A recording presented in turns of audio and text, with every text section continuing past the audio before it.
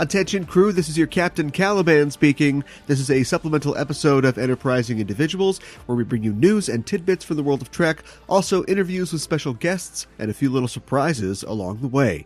2 weeks ago, I spoke with singer-songwriter Tay Phoenix about protesting and civil disobedience in the world of Star Trek. We also talked about the grassroots effort that she's leading to organize Trek fans to support fair and equitable elections, particularly the one on November 3rd of this year. The effort is called Trek the Vote, and you still have a chance to get involved by volunteering to be a poll worker or helping provide assistance to disenfranchised voters. If you want to know more, you can go to trekthee.vote on the web, and of course, vote yourself in the election if you haven't done that yet. You can check your registration status and find your polling place at trekthee.vote too, so be sure to do that. Our examination of the socioeconomic and political parallels between Star Trek and our own world continues this week with a look at data rights. This isn't like the rights of Commander Data. We already did Measure of a Man, but instead, we're looking at your individual rights in relation to your personal data and the things that you create and how that reality is depicted in Star Trek. Remember when the Doctor wrote a holo novel and his publisher decided to just distribute it against his wishes? That kind of seems like a violation of his rights. Of course, he's a hologram, so he doesn't have any rights, which is a whole other show, but you'd be pretty mad if that happened to you. The people we see on Star Trek seem to be able to pull up any piece of media they desire, but in our reality, you're juggling 12 different subscriptions to media services like Netflix or Disney+. Starships and even tricorders have sensors powerful enough to let anyone using them know what you had for breakfast 2 days ago. That seems invasive. Data is a huge part of the world of Star Trek, and it flows completely unimpeded as far as we can see. So how do they keep it safe, and how are people's rights protected? How do we get from Facebook to Trek's future? I don't know, but if anyone could, it would be Katharine Trendacosta. Katharine is a lead policy analyst for the Electronic Frontier Foundation. She's also a former managing editor for IO9 and a contributor to the Gawker family of publications. And I spoke with her a while back about the state of intellectual property, freedom of speech, and information availability in the Federation and in our own world. We're all aware, hopefully, that the data that describes us is a valuable commodity to companies like Facebook and Twitter, but it can be hard to conceptualize the fact that it's valuable and something that can be at risk. But people like Katharine are working hard to defend user privacy, free expression, and innovation in digital spaces. I had a great time talking with her, and I hope you enjoy the discussion and you take it upon yourself to learn more about the work that the EFF is doing. I want to remind you that this Thursday, today, and every Thursday at 7 p.m. Central, I and my co-host Ella Pearson will be broadcasting live our Star Trek Discovery recap show, Discoverage, where we recap and review the latest episode of Discovery. The premiere of Disco Season 3 is out now, so join us for a fun breakdown of the first episode. And we, of course, just finished recapping the first season of Lower Decks, and you can find that on the show feed as well. I'm going to get out of here, but I'm throwing it to myself and Katharine. Enjoy our talk, register to vote, keep yourself safe online, and with that, let's get underway. It's great to have you aboard. I always ask new guests to the show how they first became Star Trek fans. How did you first discover Star Trek? Oh, I have written about this a number of times. I distinctly remember we would always go to my grandparents' house on the weekends, and I distinctly remember sitting in the guest bedroom with the TV on like UPN and watching the like reruns of Deep Space Nine and Voyager. And like I was aware of Star Trek before then. Like I remember the Reading Rainbow episode. Like I have a lot of those kinds of memories, but I remember like distinctly watching those episodes on the weekend and getting just like obsessed with always catching it and like catching up on what I felt was like a whole world that I should have been more aware of before that point. Yeah. It really is funny how it just really appeals to, I was the same way. It appeals to some people. And then other people, could be hardcore sci-fi fans and they're like, not for me. But yeah, it just seems to find the people who appreciate it the most. Yeah. I'm trying to imagine what a person would be like who would love Trek and yet hasn't discovered it somehow yet. It's such an institution, and it's really a fit for some people. It's such an institution, but I wonder all the time about how you would discover it now. Like it's both really accessible, but also not on TV. You're not gonna like Yeah, that's true. stumble upon it and like really what it is you're not gonna stumble upon it and like learn to like it without any preconceived notion at That's this point. yeah, I could see that being true. I mean, it's You're got to gonna have to be like decide to like look into Star yeah, Trek because yeah. it's Star Trek. That's the scenario I'm imagining that someone just went, someday I'll give that a chance, and then they finally just kind of go and seek it out. I suppose it's got to be on cable somewhere in Yeah. ongoing syndication, but I'm yeah, pretty sure here in the US, I'm pretty sure I think BBC America had the Next Generation at least mm, mm, because I mm. keep like seeing it pop up when Yeah. I'm home. But it's just, but like, I also don't think new people are like stumbling across or using terrestrial television channels the same way anymore anyway. I'm not.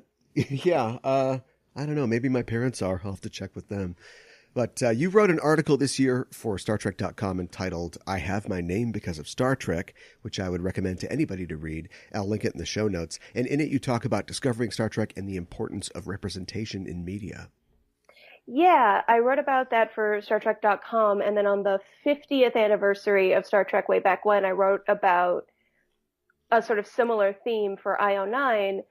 And I always say, like, I don't think it's coincidental that I got into Star Trek when the two captains were a black man and a woman, Yeah, yeah. um, because I had been very into science fiction all my entire life, but it was incredibly rare for me to see anything that approached something that looked like me on television. Yeah.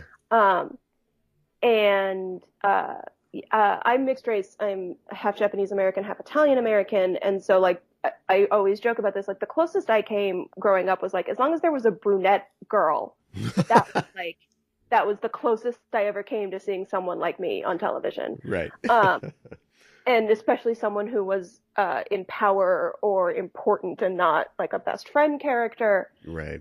And it was incredibly exciting to me to see that, and the captain of Voyager had my name or a version of my name. Right. My name is Catherine has many spellings. My name is not the same as Catherine Janeway's, which is also not not the traditional spelling. But it just meant a lot to me. And when I turned 12, I changed schools. I was moving from elementary school to middle school, and the nature of Los Angeles schooling is such that that was going to be an entirely new group of people, save for like 5 kids. And so that gave me a chance to sort of change how I was addressed. And I'd been Kate, ironically now, of course, Kate Mulgrew would have been fine.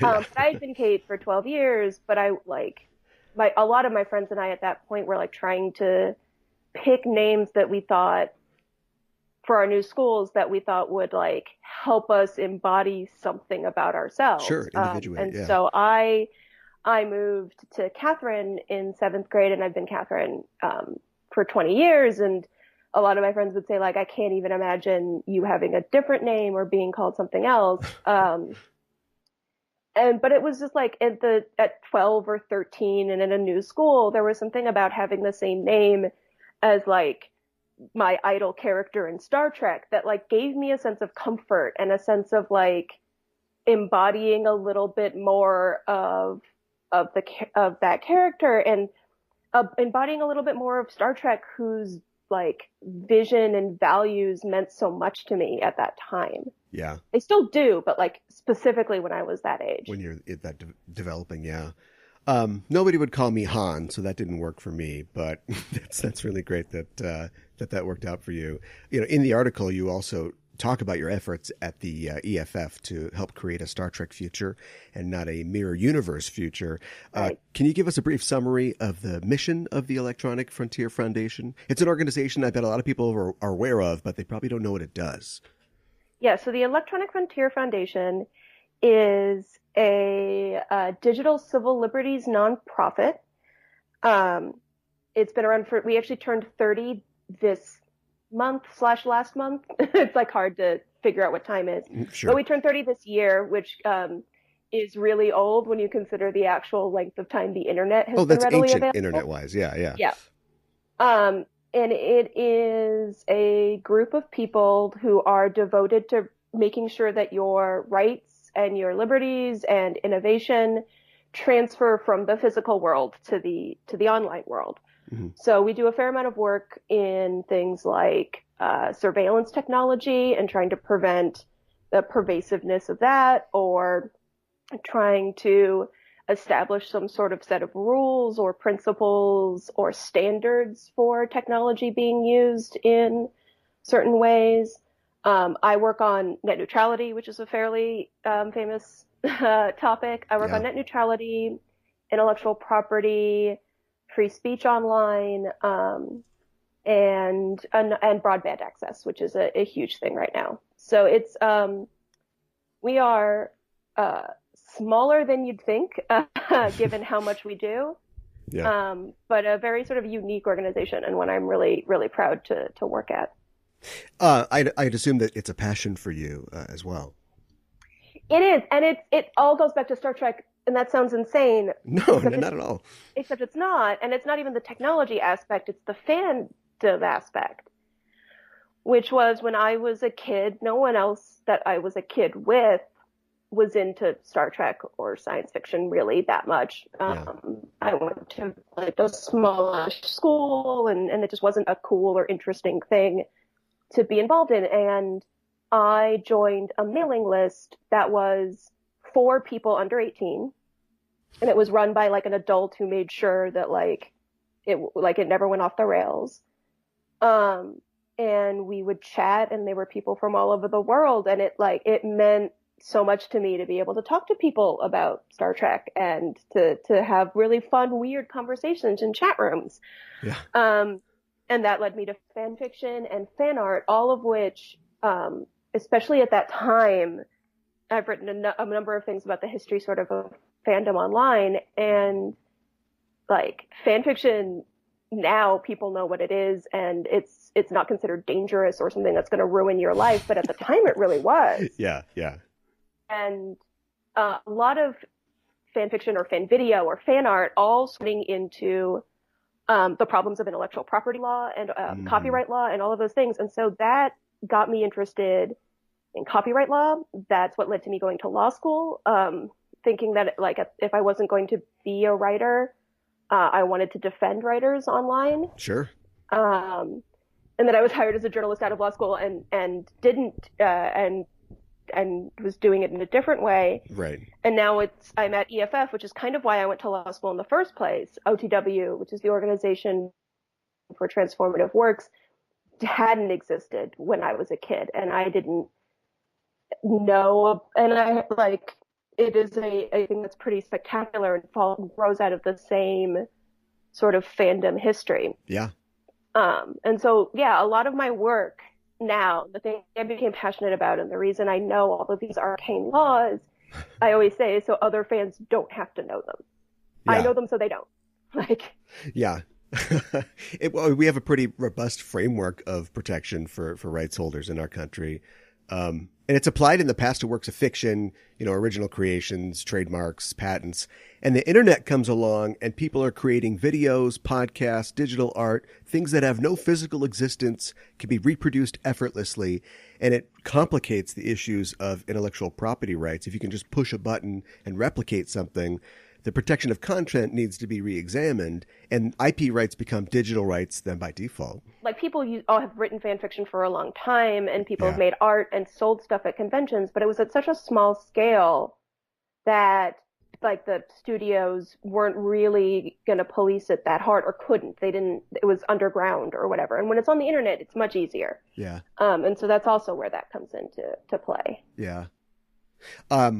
The what we see in Trek, the Federation in the world of the 24th century is very egalitarian, and there's social anarchism on display.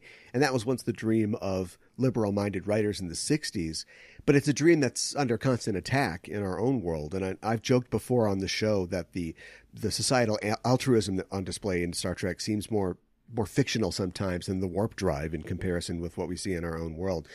And there must just be something in the water in the United Federation of Planets that makes everyone so selfless and civic-minded. Yeah, I mean, there was that whole There was the study just last week that we'd all be better off if they put lithium in our water, right? I did not read that, but thank you Yeah, for sharing that with me. yeah, they just Maybe that's what it is. yeah, a bunch of scientists did some studies, and apparently, like the places where there is more lithium in the water have like less depressed people. Just like ambient lithium. Yeah, that's crazy.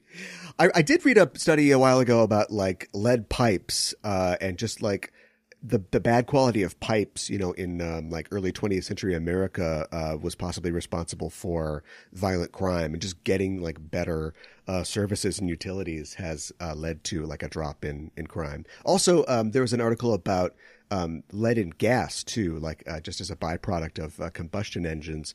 yeah. Switching to unleaded gas meant that like you just had less violent crime and all this stuff. Yeah, I heard about that from somewhere. I don't remember where now too, but yeah, there was a bunch of headlines last week about lithium in the drinking water. Try that out. Of course, the seeming death of capitalism and avarice in the 24th century is cited usually as the prime cause of people not caring about their stuff, but they should theoretically still care about their data and even the stuff that they want to consume or create. The original series was mainly focused on political conflicts and civil rights issues, and because it and the utopia it depicted served as the inspiration for the forthcoming 40 years of Trek, I feel like the Trek franchise lacks a framework for discussing the kind of issues that we face daily in the digital age. It's easy for Data to say, yeah, we got rid of TV in the 21st century, but okay, like, what do you guys do? You don't tell me you only entertain yourself with listening to string quartets and doing public domain plays. There has to be original media in the future, and that means there's a question of ownership. Yeah, I often wonder how much of them not addressing it is because of the modern politics involved, which is to say that's sinister, but I love that. That the people involved are never going to argue for a non-IP based world. Yeah, right, right. I have been thinking about this since you asked me to come on, because in my mind, a utopia doesn't have the kind of IP restrictions that we have. IP is a wild area of law, and in the United States, the problem with IP law is it fundamentally contradicts free expression. Yes. It's a monopoly right. Copyright is a monopoly right in a form of expression. It gives one person or group the right to make copies or use a certain material. Yeah. And that just doesn't work with the First Amendment. And so we have fair use, and we have a number of other sort of legal principles that are supposed to square the circle of free expression and copyright. And so when I think about the Federation, I can't tell if they don't have it, because the reason to have copyright is so that people who make things are incentivized to do it, because then they can make money. Yeah. And if there's no money or capitalism in the future, then the stated purpose doesn't work. I suppose that purpose, by the way, is in the Constitution. It's to promote the useful. Yeah. Right. And like I want Picasso to get paid for Guernica, and he wants to get paid, but he also is he wants to share this art with the world. So it's like, where's the line drawn? Like in the future, he's also dead. Well, he is. Yeah. He is dead. Copyright law now is that it lasts the life of the author plus 70, 90, whatever years. Yeah. And when you get into that kind of thing, or you get into corporate ownership of something, yeah, you've sort of moved way beyond the initial, this artist deserves to get paid for their work. Yeah. The guy that wrote the Dixon Hill books, he's not getting any money from that. He's dead. Right. I actually wonder, do they not, they might not have copyright because they don't have the capitalism structure that necessitates copyright. Right. But they also might have a really restrictive copyright law, because everything in Star Trek that we see is a couple 100 years old. Yeah. So they might not be using things that aren't in the public domain. So maybe things last for 400 years, and that's why we haven't seen them. Yeah, they would just always be extant in whatever, digital sphere that they have. That's their record. Yeah. It puts me in the mind of the Voyager episode Author, which is ostensibly about the rights of AI, but it's a sly commentary on IP rights as well. This is the one where the Doctor writes his novel, and it's he wants to publish it, but he kind of changes his mind. But it's too late. The publishing house just goes and publishes it without him. And when I saw the episode, I was a little surprised by the self-serving and almost devious actions of the publisher. That's not a lithium drinking publisher, but you could argue that they knew that they knew they had something cool on their hands, and they didn't ultimately feel that the Doctor had human rights. But first of all, did they read the book that they published? And second of all, that just makes them like digital bigots instead of just dishonest businessmen.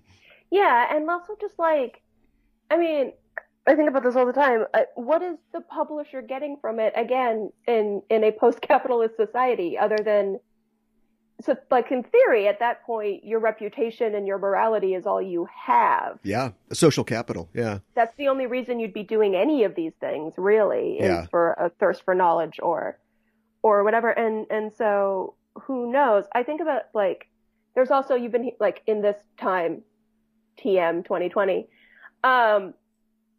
we've been hearing a lot about patents with regard to things like vaccines and all of that. And I fully believe that the Federation doesn't do that medical advancements aren't patented and upsold and owned in that way. So I guess when you're creating a new tricorder or something, you're just donating your new design to the public good.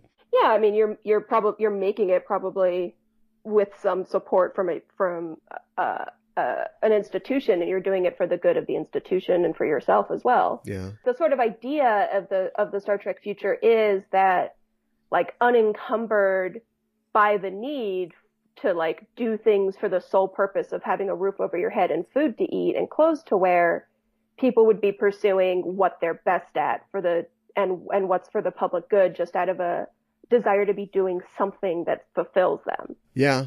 So. Also, it'd be good to be known as the Dr. So-and-so that invented, like, the new tricorder that saved all these lives, that kind of social capital. I think that capital of reputation would be important because presumably it would be, even in the case of the publishing house, it'd be a punitive force against doing something like doing what they did to the Doctor. If you went against an author's wishes, or you made, unagreed on edits, or you took somebody's name off of something and put another on, you'd be criticized in the publishing community. You'd lose your consumer confidence.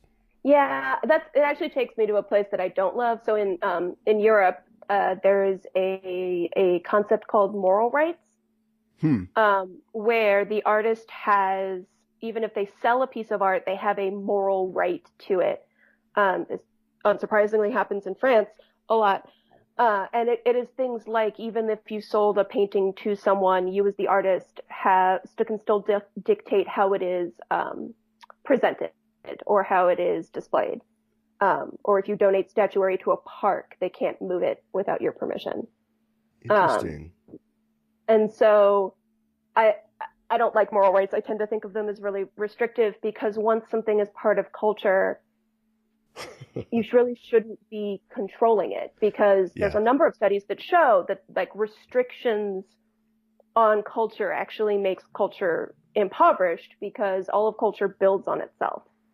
Everything is sort of based on the culture that comes before it. And if you can't access it to move forward, your culture just sort of gets stagnant. Yeah. You're not a fan of the special editions then, I guess. I mean, it's fine. You can do what you want, but that, like, you don't get to dictate. Like, you can't say that people's memories of things have changed. Yeah, right. Well, I feel like Lucas would. That's not how any of this works. I feel like Lucas would edit all of our memories if he could, but yeah. Like, you can do what you want to what you have, but, like, it doesn't change what the culture has decided what you made means or what it does. Yeah.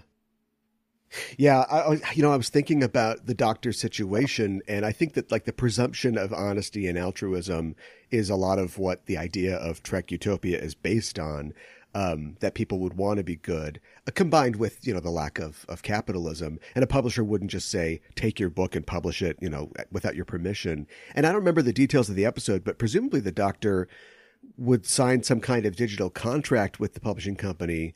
And some would say that, no money, no need for contracts, but I think that's asking a lot. I mean, I don't want to be cynical, but I think they're going to need contracts still in the Federation. I think you still need contracts, because you still need a system by which you agree to something. Yeah. There's like a thing in contract law about how you have to exchange stuff, but that can be goods or services.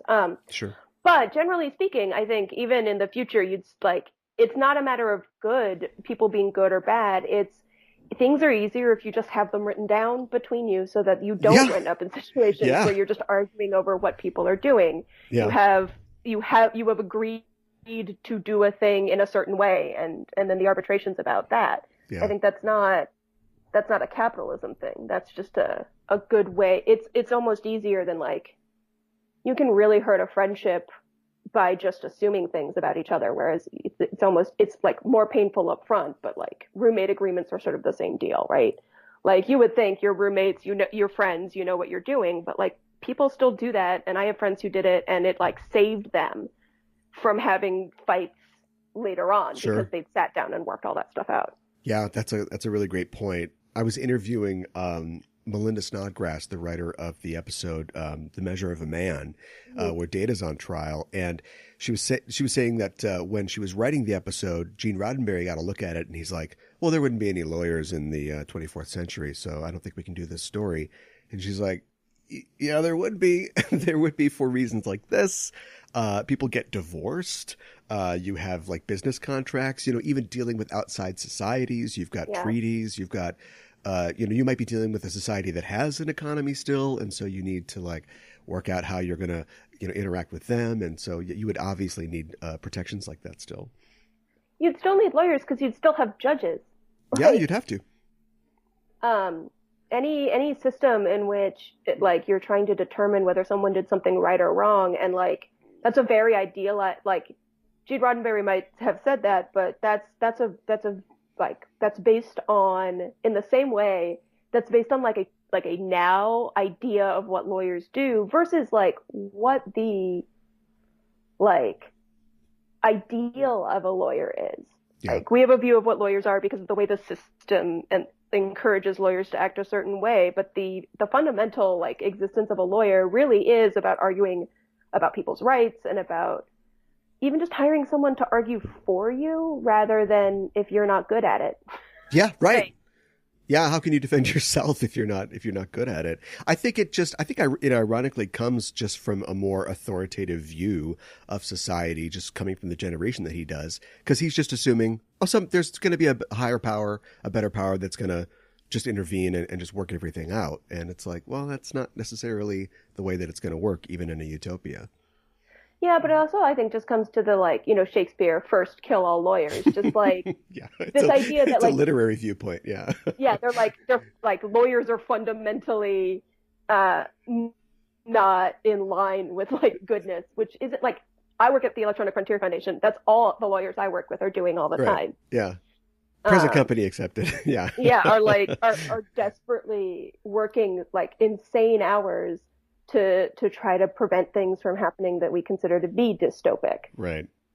Yeah, Gene, what if every lawyer in the future also works with the ACLU and the EFF? Would that be okay? Yeah, I was also thinking because I about like the Federation and whether or not the software that everything runs on, whether it's open source or not, and I came to the conclusion that it has to be. It has to be open source because that's the only thing that explains why it goes so wrong so Everything. often. Oh, why it goes so wrong? That's So easy to break, why it's so easy to hack, why people can show up to the flagship and just like, I have a computer I want to install and then it goes evil. Like, yeah, immediately. Yeah.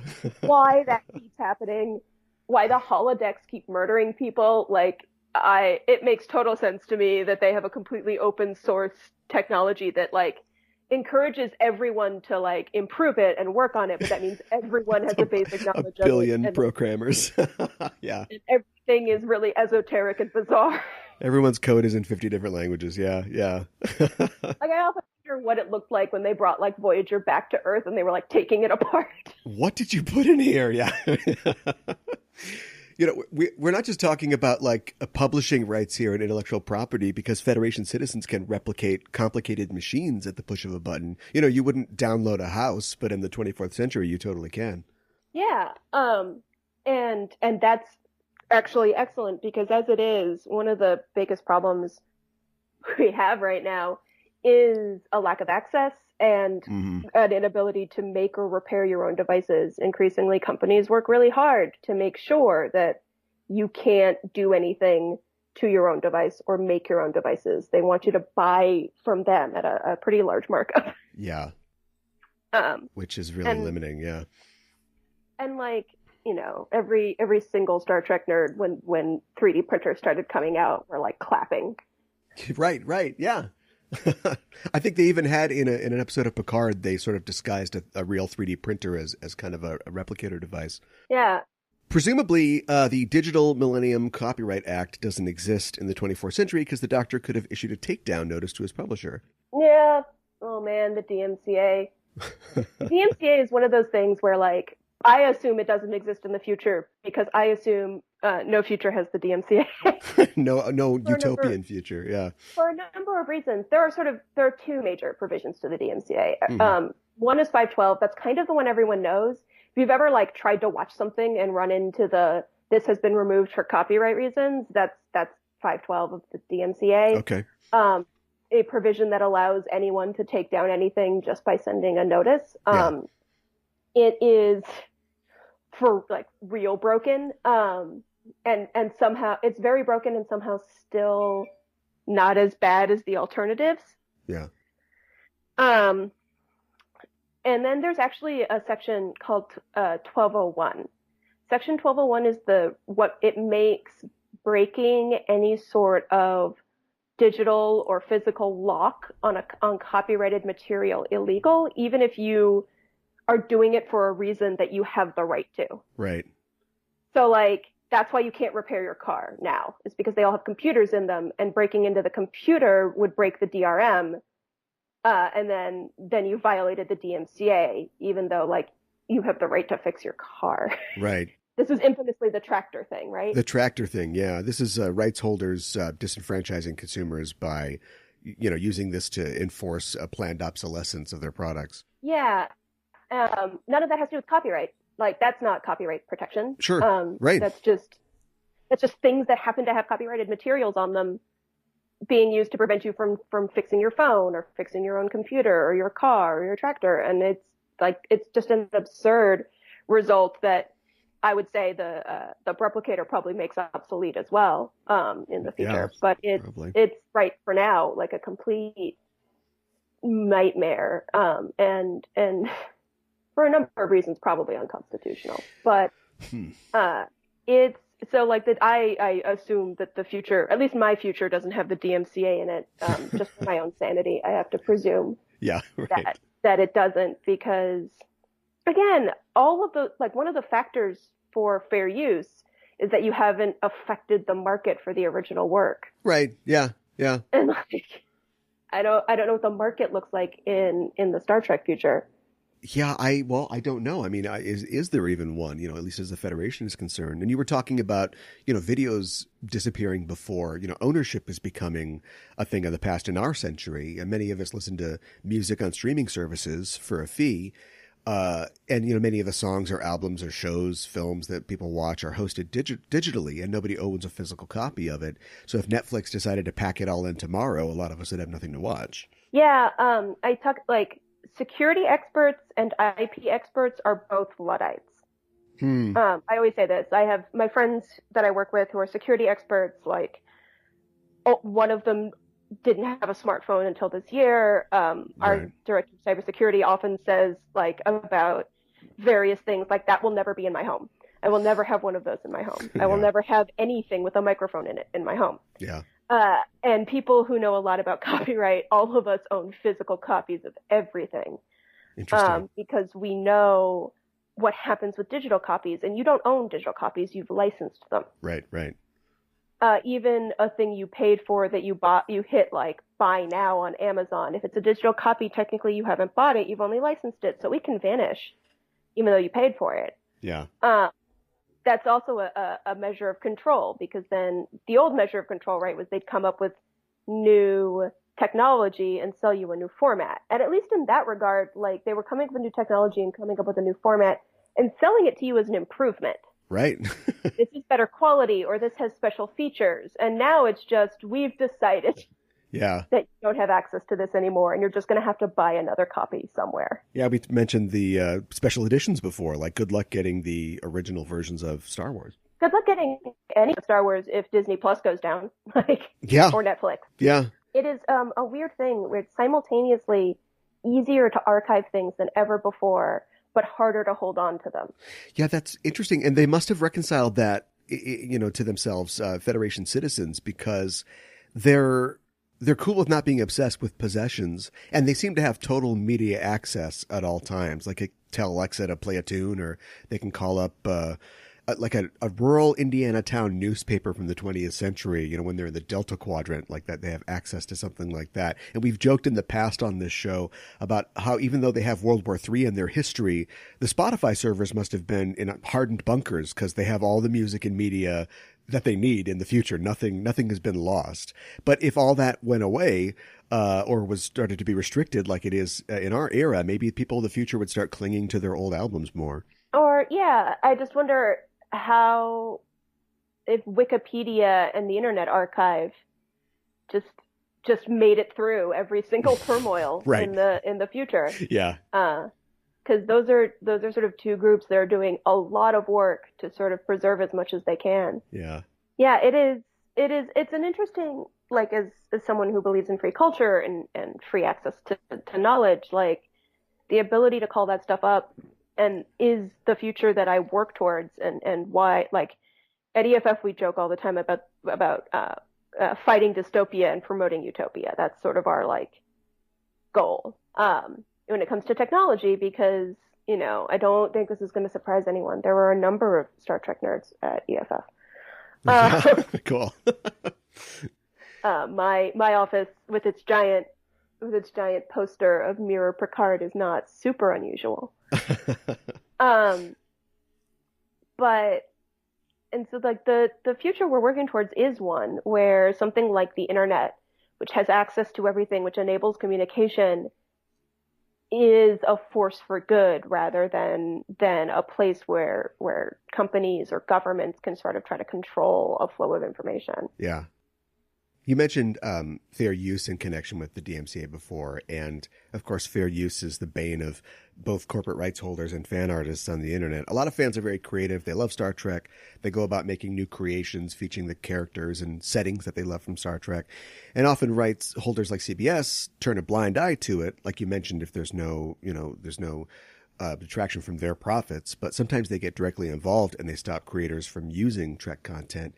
Fan films, if people remember, took a big hit a couple years ago before the return of new Star Trek to the digital space, and Paramount was cracking down hard on the use of their trademarked IPs in fan films and fan movies. Yeah, I'd say that fan movies are harder. I mean, I generally come, and I mean, I'm not an actual. I have a law degree, but I am not licensed to practice law. I tend to come down on the assumption that things are fair use. I believe in it and believe that it is better, and we are stronger as a culture. Sure. When there is fair use. And it's pretty, transformative works are transformative. That is, there are four factors. The two that you really need to know are how transformative the work is and whether it has an effect on the market. And the first one has become more important than the second. It's also the fourth, but ignore how bizarre. The numbering doesn't matter. There are four factors and there is an order, but those two are sort of the ones that have been largely considered to be the most important. Yeah. And it used to be how much money you made was the most important factor, and whether you were taking money away from the original rights holder. It has started to become more important that you be transformative. And I think most things you can sort of argue are transformative. Your version of Star Trek that is exploring a different topic, or a topic that Star Trek has never done, or is reinterpreting Star Trek through a lens, a modern lens that they haven't, is transformative, and is sort of the basis of all things. Like, I joke about this all the time. The Aeneid is fan fiction. The Aeneid is Homer fan fiction. Yeah.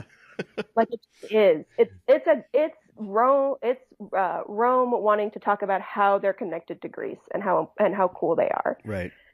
The Divine Comedy, Dante Alighieri and the Inferno, Purgatorio and Paradiso, is his fan fiction. It is a Mary Sue fan fiction. Yeah. It is a fanfic in which he walks through the afterlife and all his heroes tell him how awesome he is, and everyone he hates is in hell. Like, it is So all of those our culture is based on building upon the stuff that has come before it and transforming it. Like nothing Shakespeare did was new. He was taking a lot of tales and reimagining them. Like Sure. all of that. And that is sort of what we're doing. And it's only really recently that we've decided not just that artists deserve to be credited or artists deserve to get money, but that like corporations can own a thing. Yeah. You get to dictate how it's seen and used. And I think that's really not utopia. Yeah. This is something that I run up against all the time as a as a content creator myself who is dealing with somebody else's work. I created a number of T-shirt designs that were Star Trek related, and I assumed sufficiently transformative to fall under fair use. But someone from CBS Interactive got a look at my store, and that was the end of that. And Tumblr art is one thing, but things like my T-shirts are produced by a third party, in this case, a T-shirt company. So as a facilitating entity, from a corporate perspective, they don't need any trouble with a copyright suit. So they just take things down, no question asked.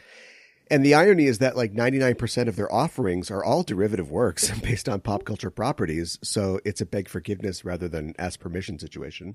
It is. I mean, for those intermediaries, if they are like a website or whatever, in order to not get sued by Hollywood under the DMCA, if they get a notice, they have to take stuff down. Yeah. And you have the right under the DMCA to counter those, but almost no one does. Yeah. For the obvious reason that like even if you are fairly certain that what you've done is correct, you, an individual with a tiny store, is not going to have the money or resources to go up against CBS. Yeah.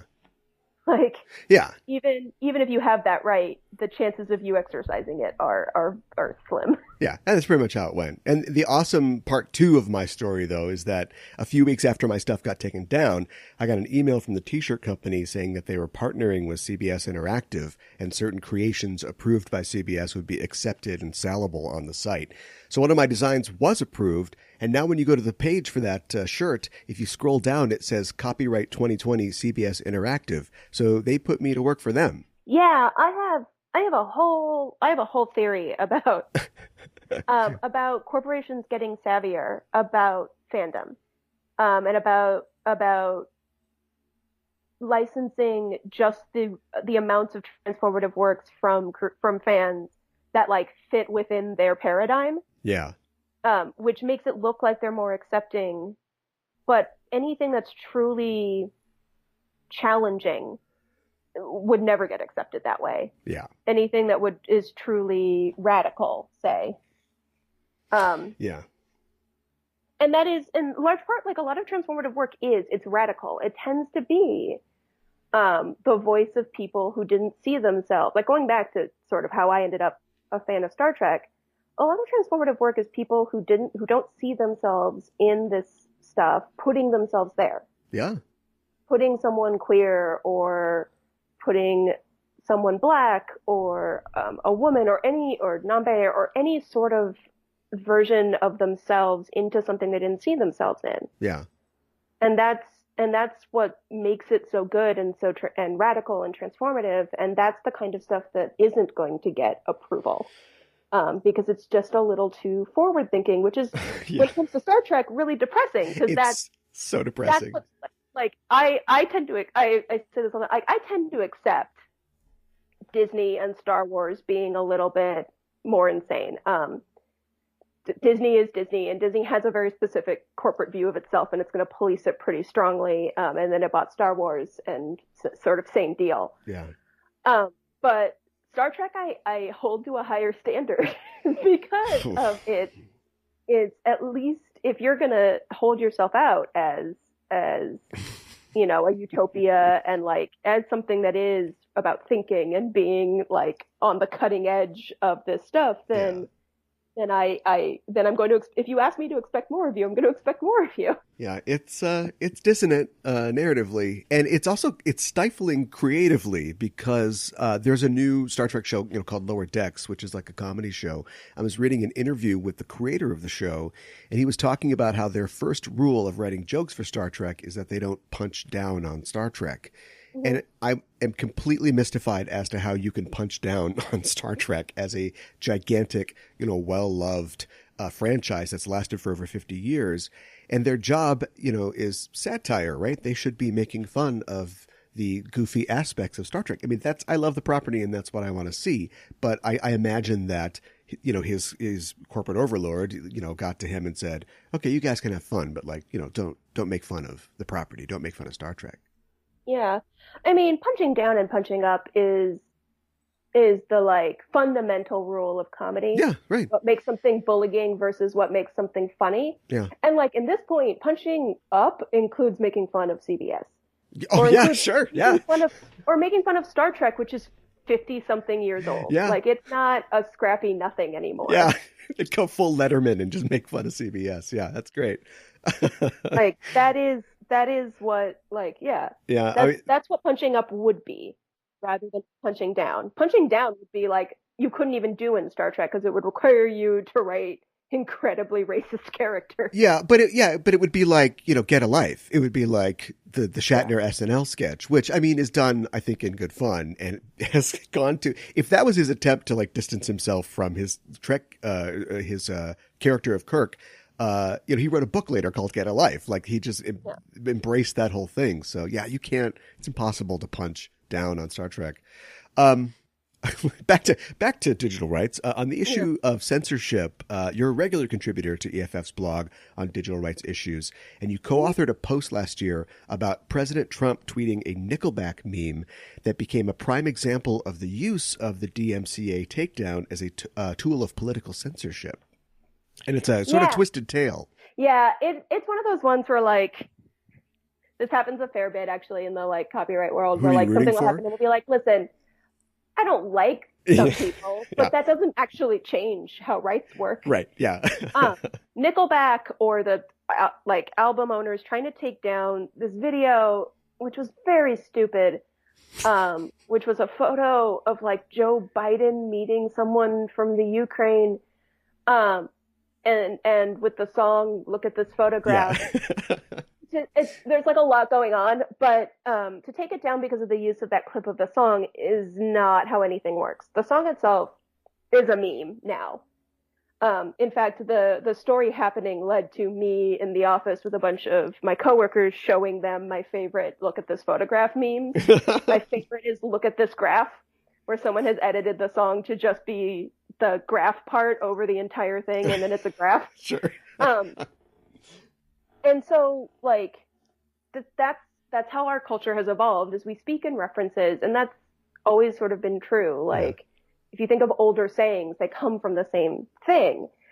We just now do it visually as well as verbally, or we use it with the clip of the song rather than just saying it ourselves. Right? Yeah. Yeah. And that's how we speak, and it's transformative. It's clearly not what Nickelback meant. No. And no one seeing it would assume that it's taken on its own cultural meaning, and so people using copyright to censor things is not unusual and not what it's for. It's not, and the problem tends to be copyright. You're not required to police anything. You can pick and choose, and so generally speaking, you can sort of tell when people have picked and choose. Yeah. And that's I don't love it. It's in the same way that when the president tweeted his winter is coming weird poster and HBO got involved, I was like, that is both stupid and he is still allowed to do that. Yeah. It's another reason Nickelback's the worst. They violated President Trump's First Amendment rights. How do you do that? I don't want to I always say I don't want to I don't want to defend this, but I feel like it's important to point out that everyone has these rights, and just because you like or don't like doesn't mean. And generally speaking, by the time someone like him is getting hit, there's a number of people in much more precarious situations who have been hit way harder. And already got problems. Yeah, yeah. I'm trying to think of if the Star Trek version would be Gul Dukat holding a photo of Cisco and Senator Vreenak or something like that. Somebody conspiring against him. Singing a Vic LaFontaine song. Yeah. There you go. Let's talk about the digital infrastructure of the future. That should take up an hour or so. The Federation would presumably have full control of the communication services that people use to share information. And we never, as far as I can tell, see the Federation censor or deactivate those services, but they presumably have that ability. And I believe when Admiral Layton stages his coup in DS9, Cisco finds out that he sent a team to disrupt power and communication on Earth to facilitate their takeover. So it can be done, at least on a small scale. Yeah, I mean, it's interesting because I keep thinking that there must be a giant public net service. Mm-hmm, mm-hmm. So Chattanooga, Tennessee. Okay. Taking a big swerve. Okay. Chattanooga, Tennessee built its own internet service provider because none of the big internet service providers would build for them because it wouldn't make them a ton of money and it would just be, giving internet to people. Yeah, yeah. So Chattanooga built its own ISP. It is the most beloved ISP in the country. Everyone else hates their ISP except in Chattanooga. It's also one of the fastest because they continually reinvest, and everyone in Chattanooga has access to some of the fastest internet speeds in the country. Yeah. At a very competitive price because, again, it is municipally owned. And so I sort of assume there is some sort of version of that in the future where everyone has access. But at the same time, I also assume that there are not private, like not companies, but that if you wanted to build a transformer and then someone else wanted to build a receiver, that wouldn't be discouraged in the future. Uh-huh.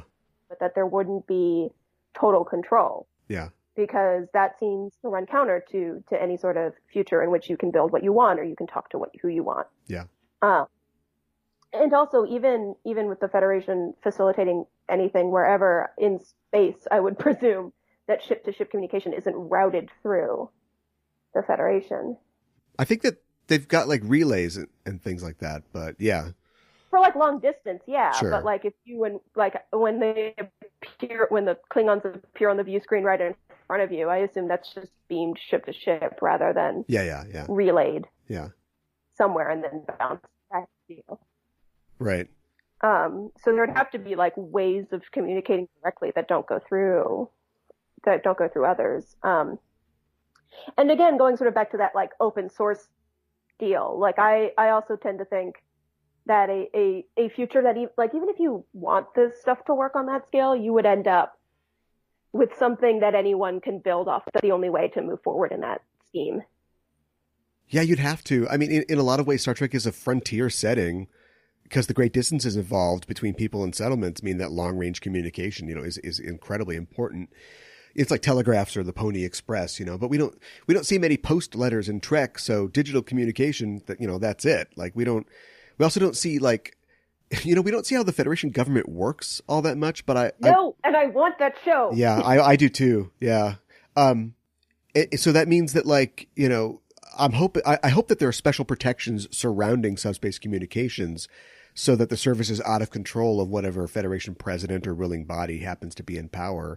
We've seen in the real world how other countries have undemocratic control over their internet and they can shut it down at will.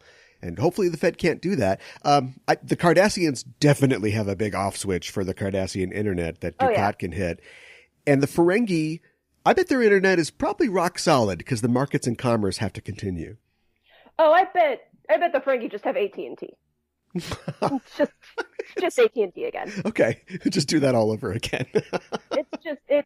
It's like one giant company that provides a service that works 50% of the time at an extremely extortionate rate. You get what you get, and it's an extortionate rate for sure. What people use the internet for in the Federation other than communication, I don't know. We don't ever see social media. It's because it didn't exist when they were writing these shows, but they do have Twitter. Hopefully they have like something fun to do on the internet. And like user rights on social media is a hot button topic in the real world. We're dragging the real life data, Mark Zuckerberg, up to Capitol Hill to grill him about stuff. And, President Trump is literally banning Chinese social media companies. So I wonder what consumer confidence would be like in relation to data security and, the possible use and implementation of that data by third parties.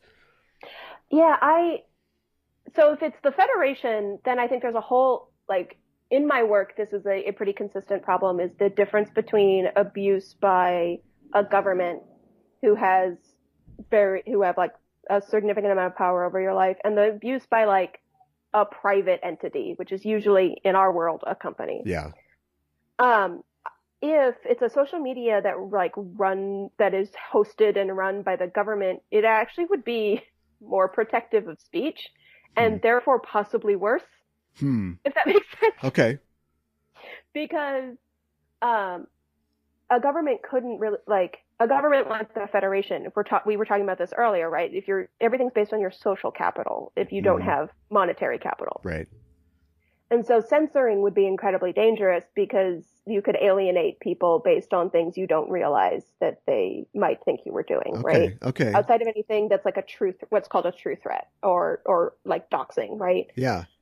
So like a government run thing would probably be pretty permissive, whereas privately run things, and that might actually itself be better if social networks were in the future small and based on like just you and your friends set one up for yourselves.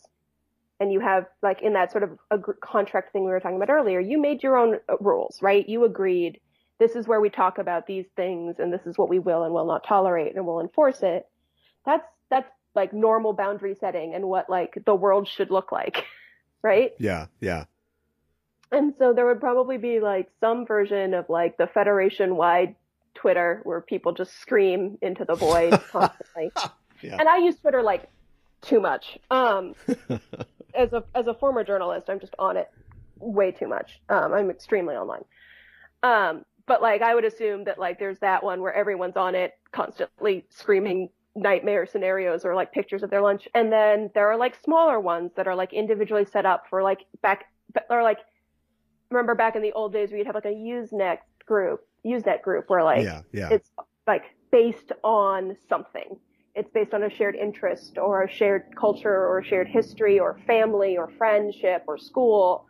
And so that there's some reason for it to exist and like it's policed for that rather than the social networks we have now, which like Facebook started just for schools, right? And now it's just the only business model it has is everyone, and that's why hence the screaming. It's just for ruining elections now, yeah. Yeah. So like they only have one model and it's growth. It's like Borg like you will join Facebook. Welcome to capitalism, yeah. Yeah. And so like a social media of the future would probably be a like small groups that like grow naturally rather than grow unnaturally, which is sort of what we have now. Yeah. And like the Federation one where everyone just puts everything they want and nothing happens because the government can't actually stop. Sure, and it's just saying something. Free fire zone, yeah. It's just like you mentioned data privacy. Data privacy is really important, but it's also like hard to square with like other freedoms, right? Yeah. If the Federation is open source, how does it protect the data of the people who work in Starfleet? Yeah. Or whatever. And, you know, maybe we know that they do keep things secret because otherwise there'd be no reason for there to be so many spies. Sure. There's a military. Yeah. Right. There's a military and the like Romulans and everyone else like are always trying to get in a spy in to find things out. Yeah. So there are things that are kept secret. Yeah. The entire reason Section 31 exists. I always think about the fact that like, you know, they live in a world where a handheld device can know everything about you. And I don't mean a cell phone, you know, they've got like tricorders and stuff. So when you have the level of information gathering that they have, like their sensors, you can detect and record nearly every aspect of a physical being. So the Federation better have a biometric Bill of Rights as well. Yeah. If you can, we like, again, in these troubled times, because we talk about that now, about health data, about what these tracking apps for coronavirus look like, what they store. And I think you'd have a biometric Bill of Rights. I think you'd probably, anything that the Federation scans, you can't, truly anonymous data is really difficult, but they'd probably have some sort of anonymization scheme. There there's some interesting work. The people who are working on securing the census are doing some really interesting work on how to anonymize and generalize data, but you have to have a pretty large sample size to do it. Yeah. And they probably have a deletion provision where all of the data they collect vanishes after a certain amount of time on individuals. Mm-hmm. So that it maybe serves a purpose in the short term, but isn't accessible by someone else who's using it for a non-authorized purpose. That's interesting.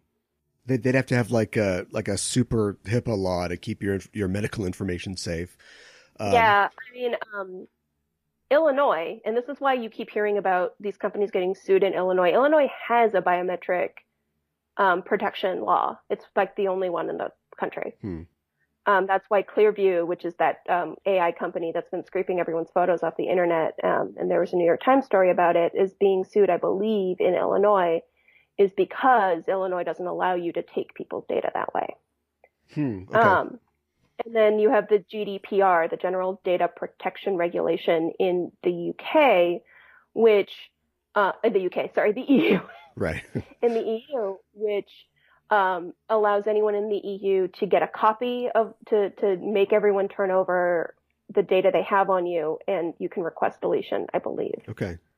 And so there's a question about whether the affirmative right to request deletion is truly good or not. But, there's a lot of things about what's opt-in or opt-out. I would assume in the Federation, we don't tend to see things are opt-in.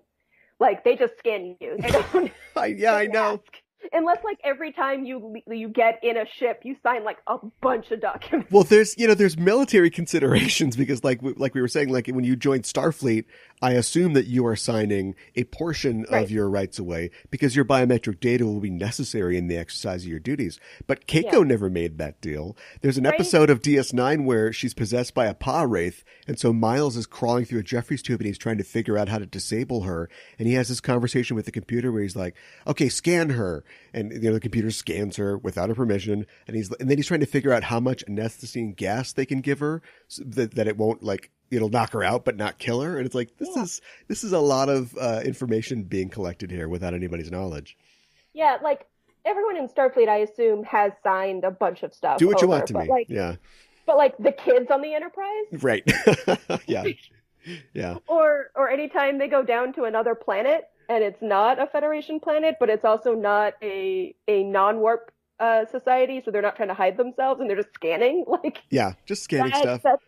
That doesn't seem, and especially in the say the Hoarder or whatever, when they're scanning things they think are rocks but are actually people.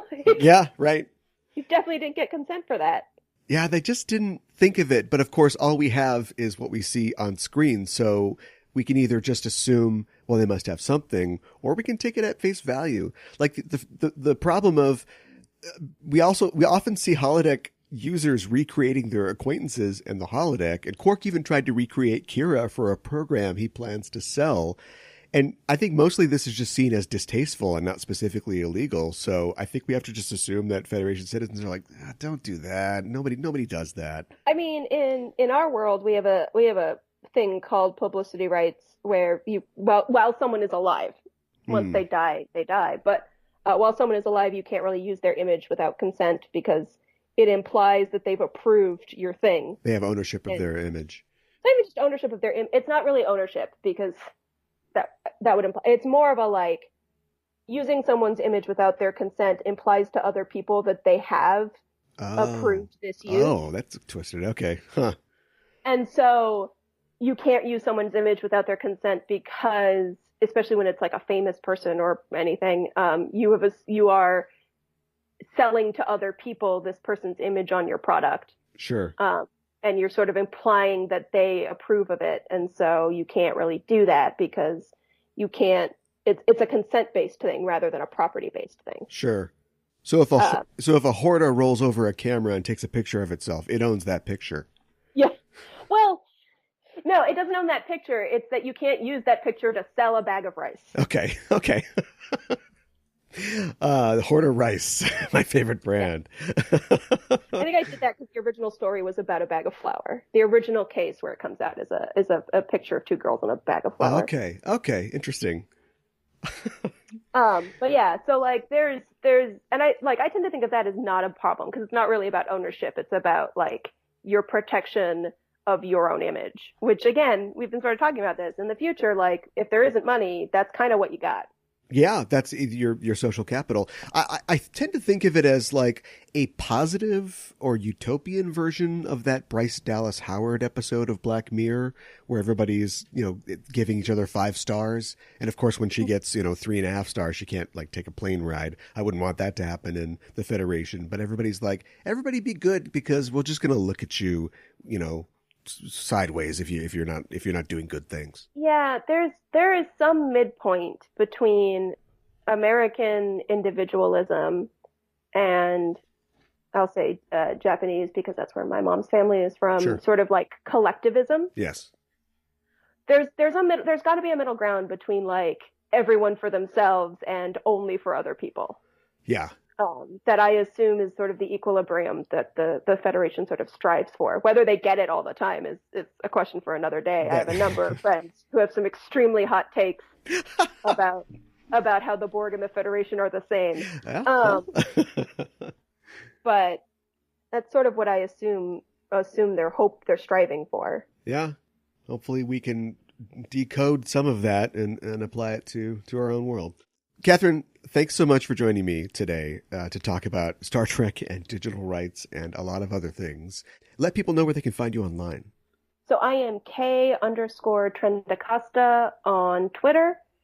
And if you have digital rights issues, you can email me at Katharine@EFF.org. It's KATHARINE @EFF.org, right. Hence the spelling thing we talked about earlier. Right. And yeah, EFF tries very hard to, if people need help, at least direct them in a helpful direction rather than just leave things hanging. Sure. So get in touch, people, if you've got digital rights issues. And thanks again for talking with me. It was a lot of fun. Oh no, this is delightful. I love talking about Star Trek because anyone who's ever talked with me or worked with me will tell you.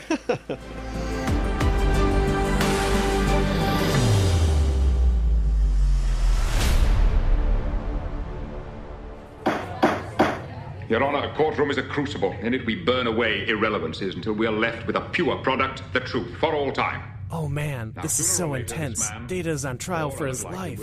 I know. This episode, The Measure of a Man, is based on the Supreme Court's Dred Scott decision of 1857. And every week on Backtracking, we take a look at the real-world events that inspired classic Star Trek episodes. Sorry. Shut up! Shh. Who are you? We're the hosts of Backtracking. I'm Caliban. You will both be taken to the brig and from there to the nearest starbase, where you will answer charges for what you have done. And I'm Gooey Fame. This is not a game. This is life and death. You can follow us on Twitter. Backtracking is available wherever you listen to podcasts. You go f*** yourself.